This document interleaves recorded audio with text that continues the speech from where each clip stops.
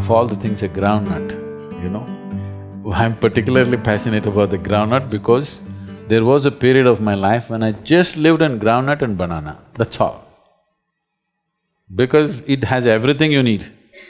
Just soaked groundnut, one handful, this much of groundnut soaked overnight, one banana, my entire day would go. I'm perfectly active, more active than most people will ever imagine. It has everything to sustain you.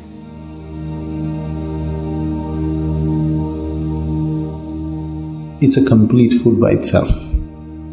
If you soak it for over 6 to 8 hours, it takes away certain aspects which are called as pitta. You know what's pitta?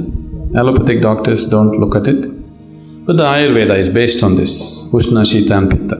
It takes away the pitta, and taking this soaked groundnut, chewing it well and eating.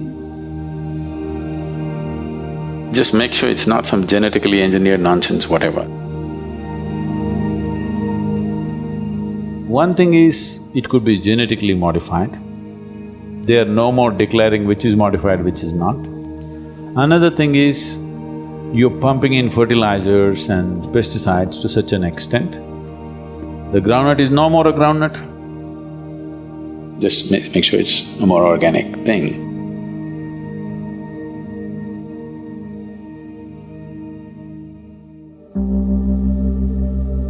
If you want breakfast, you want a recipe.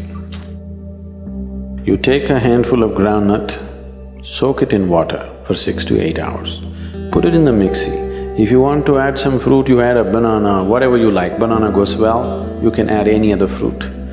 If you want, put some honey into it, 2 minutes. You have excellent breakfast ready. It takes 2 minutes to do it.